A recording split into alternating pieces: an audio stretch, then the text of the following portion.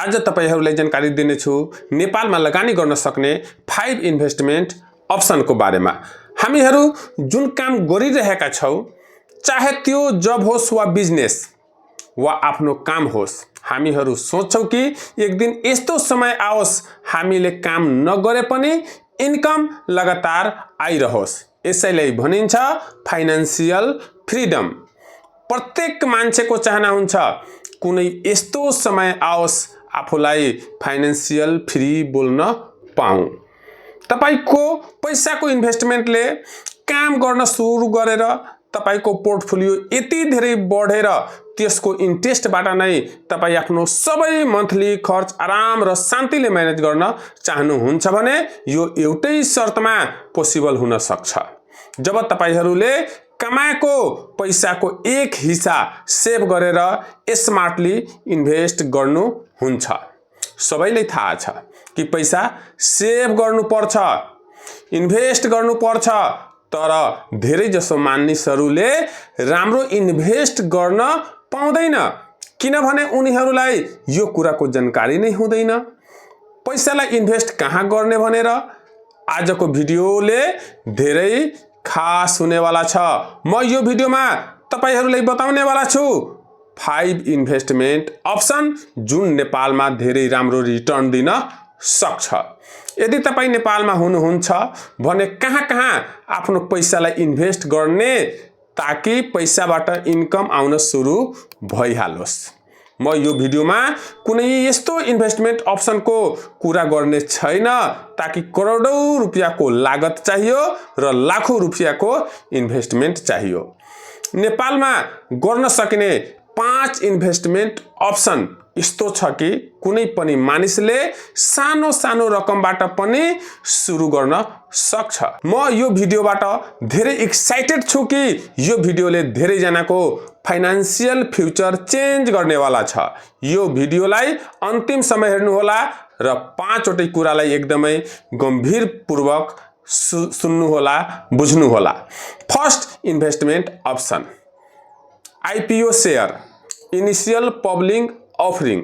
यदि कुनै पनि कम्पनीले नेपाल धितोपत्र बोर्डसँग अनुमति लिई पहिलो चोटी सर्वसाधारणको लागि शेयर निकालेको छ भने त्यसलाई आईपीओ शेयर भनिन्छ।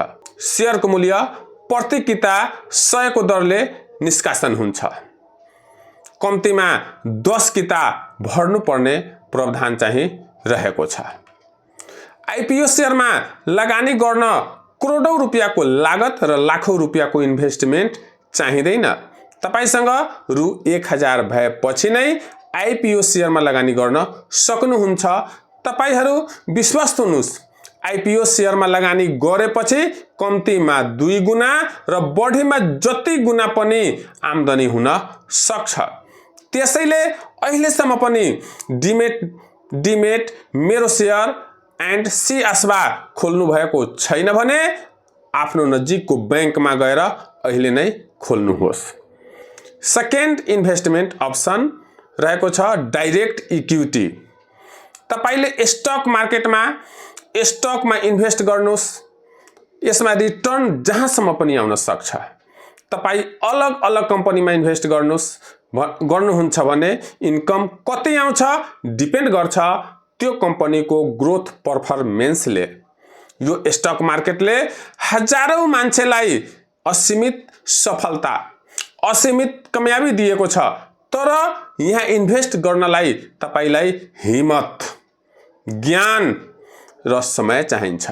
यहाँ रिस्क छ भने तपाईले हेर्नु पर्छ कि म कति रिस्क लिन सक्छु।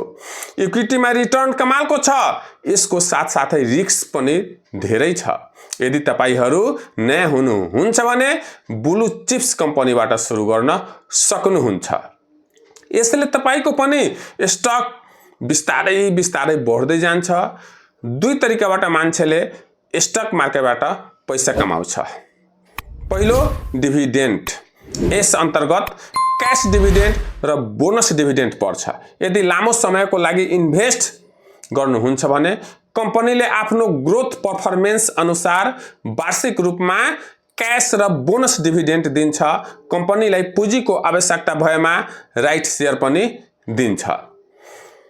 दोस्रो ट्रेडिङ। ट्रेडिङ पनि धेरै किसिमबाट हुन्छ।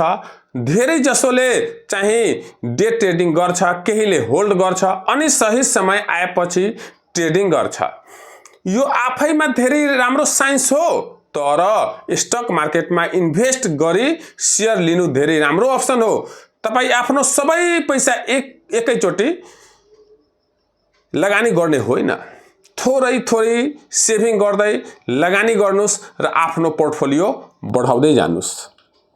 Third investment option mutual fund.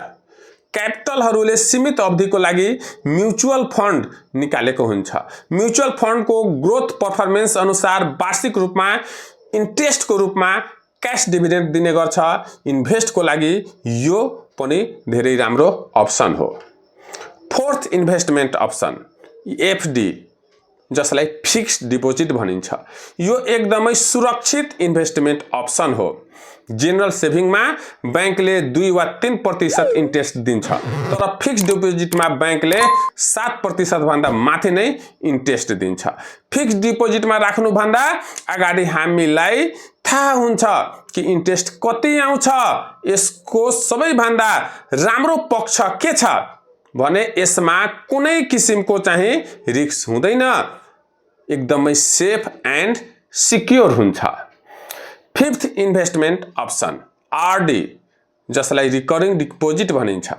Recurring डिपोजिटको अर्थ बैंकमा तपाईहरूले नियमित रूपले मासिक वा त्रैमासिक रूपमा चाहिँ रकम जम्मा गर्नुपर्ने हुन्छ।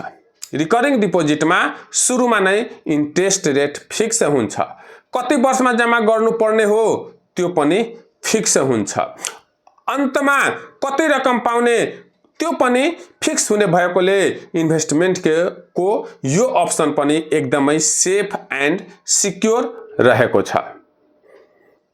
तपाईलाई कुन इन्भेस्टमेन्ट अप्सन राम्रो लाग्यो कमेन्टमा अवश्य लेख्नुहोला र भिडियोलाई लाइक गरी यस्तै खालको उपयोगी भिडियो पाउनको लागि च्यानललाई सब्स्क्राइब गरेर साइडमा रहेको बेल आइकनमा क्लिक गर्नुहोला। Thank you for watching.